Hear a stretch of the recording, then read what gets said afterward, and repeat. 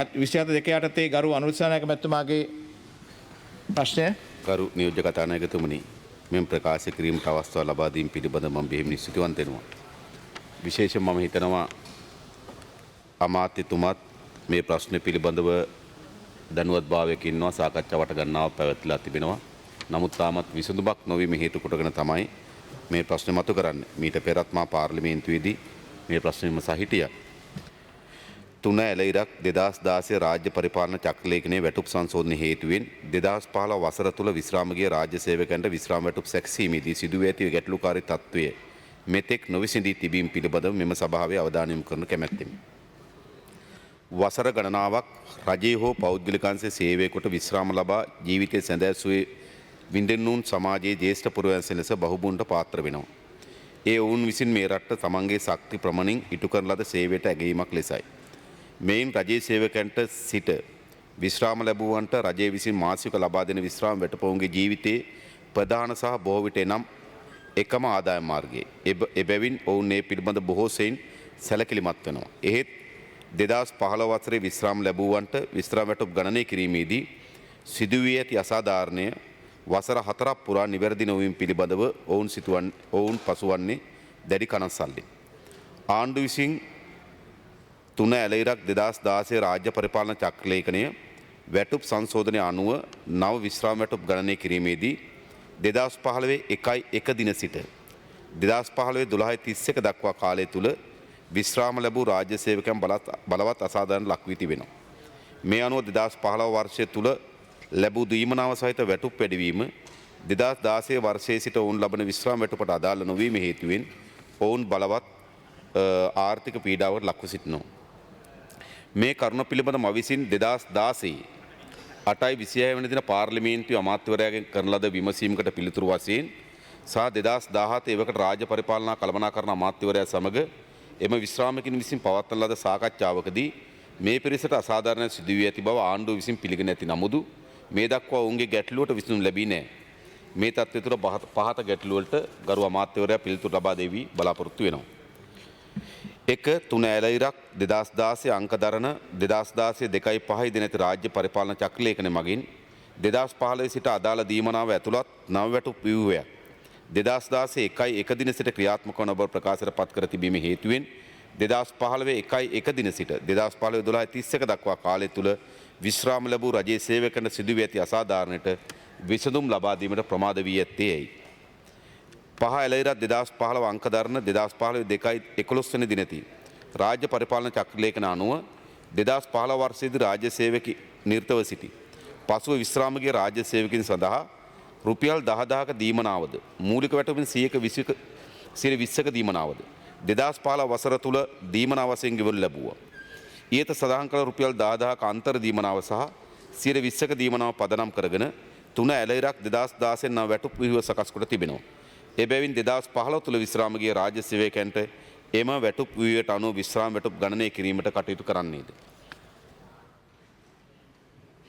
2015 වර්ෂය තුල විශ්‍රාම ලැබූ රාජ්‍ය සේවකයන්ට ඉහත ආකාරයේ විශ්‍රාම වැටුප් විෂමතාවයක් නිර්මාණය කරමින් බලවත් අසාධාරණ සිදු කළ 3 ඇලයිරක් 2016 චක්‍රලේඛය 2015 වර්ෂයේ විශ්‍රාම ලැබුවන් ඇතුළත් වන පරිදි බලාත්මක කිරීමට කටයුතු කිරීමට බාධා වී ඇත්තේ කුමක්ද? ඒ තත්ත්වය නිවැරදි කිරීමට කටයුතු කරන්නේද කියලා දැනගන්න කැමති. බොහොම ස්තුතියි ගරු නියෝජ්‍ය කතානායකතුමනි. කරු ඇමතුමා. නියෝජ්‍ය කතානායකතුමනි, කරු අනුර කුමාර දිසානායක මන්ත්‍රීතුමා විසින් 2015 විශ්‍රාම ගිය රජයේ සේවකින් සම්බන්ධව විශ්‍රාම වැටුප සම්බන්ධව නැගූ ප්‍රශ්නයට උත්තරේ රජය විසින් කලින් කලට ගනු ලබන ප්‍රතිපත්ති තීරණ මත රාජ්‍ය නිලධාරීන්ගේ මෙන්ම විශ්‍රාමිකයින්ද වැටුප් ප්‍රතිසංශෝධනය කරනු ලැබේ.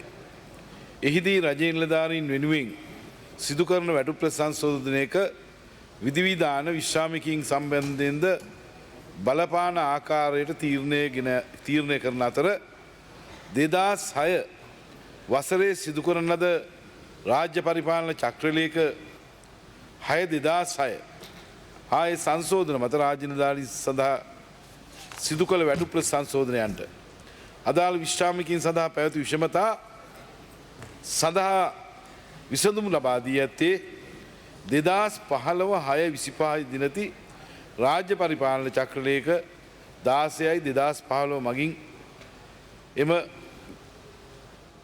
විෂමතාව ඉවත් කරන ලදී.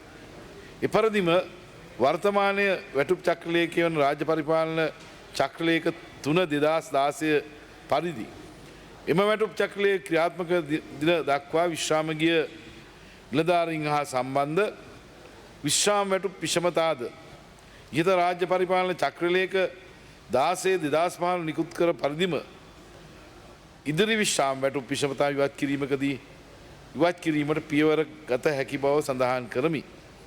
දැන්ටමත් මහා භාණ්ඩාගාරය හා ජාතික වැටුප් හා සේවක සංඛ්‍යා කොමිසම සභාව සමග මේ සම්බන්ධයෙන් අවශ්‍ය සාකච්ඡා හා ලිපි හෝමාරු වන බවද වැඩිදුරටත් දන්වා සිටිමි. රජය විසින් ගනු ලබන ප්‍රතිපත්තිමය තීරණ මත රජයේ නිලධාරීන් සඳහා මෙන්ම විශ්‍රාමිකයින් සඳහාද කලින් කලට වැටුපට අමතරව ජීවන වියදම් දීමනාද ලබා දී ඇත. ජීවන වියදම් දීමනාව රජයේ නිලධාරීන් හා විශ්‍රාමිකයින් සඳහා වෙනස් වූ ආකාරය දැක්වෙන සාරාංශගත වගුවක් ඇමුණුම් එක ලෙස මම මේ සභාවට ඉදිරිපත් කරමි. ඒ අනුව 1997 ජීවන් වියදම් දීමනාව නමින් දීමනාවක් ගෙවීම නවතා තිබේ. 2006 වසරේ සිට රාජ්‍ය නිලධාරීන්ට ගෙවන ජීවන වියදම් දීමනාවද වඩා අඩුවෙන් ජීවන වියදමක් විශ්‍රාමිකට ගෙවීමට කටයුතු කර ඇති බවද වර්තමානයේ රාජ්‍ය නිලධාරීන්ට රුපියල් 7,800ක මාසික ජීවන වියදම් දීමනාවක්ද විශ්‍රාමිකයින් සඳහා 2005-12-31 දක්වා විශ්‍රාම ලැබූ විශ්‍රාමිකයින්ට 3,675ක ජීවන වියදම් දීමනාවකුත් 2006-1 දින ඇතුළත් සිට එතනින් පසු විශ්‍රාම ලැබූ නිලධාරීන්ට මාසිකව 3,675ක මාසික ජීවන වියදම් දීමනාවක්ද ගෙවමින් සිටී. රජයේ නිලධාරීන්ට ගෙවන ජීවන වියදම් දීමනාව විශ්‍රාමික නිලධාරීන් සඳහා ගෙවීමට තීරණ ගෙන නොමැති බවත් විශ්‍රාමිකයින් සඳහා දැනට ගෙවනු ලබන ජීවන වියදම් දීමනාව සංශෝධනය කළ හැකිද යන්න ඉදිරියේදී පොදු වැටුප් ප්‍රතිපත්තිය සම්බන්ධයෙන් තීරණයක් ගන්නා විට තීරණය කළ යුතු බව දන්වමි. එමෙන්ම 2018 අගෝස්තු මාස වන විට විශ්‍රාම ලබා ගන්න ලබන විශ්‍රාමිකයින් සංඛ්‍යාව 6,07,020කි. ඉහත පාර්ලිමේන්තුවේ ප්‍රශ්නගත කාලයට අදාළව විශ්‍රාමිකයින් සංඛ්‍යාව 5,60,499කි. රාජ්‍ය පරිපාලන චක්‍රලේඛ 6/2006 2006 වසරට පෙර විශ්‍රාම ගිය සියලුම විශ්‍රාමිකයින්ගේ විශ්‍රාම වැටුප් කැලකීමක් සිදු කර ඇත. 2016-1 දින සිට විශ්‍රාම ලබන විශ්‍රාමිකයින් සඳහා විශ්‍රාම වැටුප් ගෙවීමට බලපවත්වනු ලබන්නේ රාජ්‍ය පරිපාලන චක්‍රලේඛ 3/2016 වන අතර ඒ අනුව 2016-1 සිට පසු විශ්‍රාම ගිය විශ්‍රාමිකයින් සඳහා විශ්‍රාම වැටුප් ගණනය කර ගෙවීම සිදු කරන බව දන්නමි. 2015 වර්ෂයේ විශ්‍රාම ලැබුවන් සඳහා ඉදිරි විශ්‍රාම වැටුප් විෂමතා ඉවත් කිරීමකදී ක්‍රියා කිරීමට දැනටමත් රජයේ අවධානය යොමු වී ඇති අතර ඒ සම්බන්ධව කරුණු ක්‍රියාත්මක වෙමින් පවතින බවද දන්වා සිටිමි. බොහොම ස්තුතියි. ගරු අනුරාධ දිසානායක මහත්මයා. ගරු නියෝජකයන් එක ප්‍රශ්නයක්. ඒ කියන්නේ දැන් මේ ප්‍රශ්නේ මම ඔබතුමාගෙන් මීට අවුරුදු 3මාරකට පමණ පෙර විමසා සිටියේ. එන මුළු කාලය ගත්තොත් මේ ප්‍රශ්නේ ඇති වෙලා දැන් අවුරුදු 4කට කාලයක් පමා වෙලා තිබෙනවා. එනිසා ඔබතුමා කිව්වා වැටුප් කොමිසම සමග මහා භාණ්ඩාගාරය සමග එම අසාධාරණ ලක් වූ පිරිස් සමග සාකච්ඡා කරමින් පවත්වනවා කියලා. ඔබතුමාට යම් නිශ්චිත දිනයක් කාලවකවානුව සඳහන් කරන්න පුළුවන්ද මේ ප්‍රශ්නය කවදා වෙනකොට ඔබතුමාට විසඳාගත හැකි වේවිද කියලා? මේක මට තනියම විසඳන්න පුළුවන් ප්‍රශ්නයක් නෙවෙයි. භාණ්ඩාගාරයේ එකඟත්වය ඇතුව විසඳන්න ඕන ප්‍රශ්නයක්. භාණ්ඩාගාරයෙන් ඒ ලැබෙන අනුමැතිය අනුව මේ විසඳන්න කටයුතු කරනවා. බොහොම ස්තුතියි.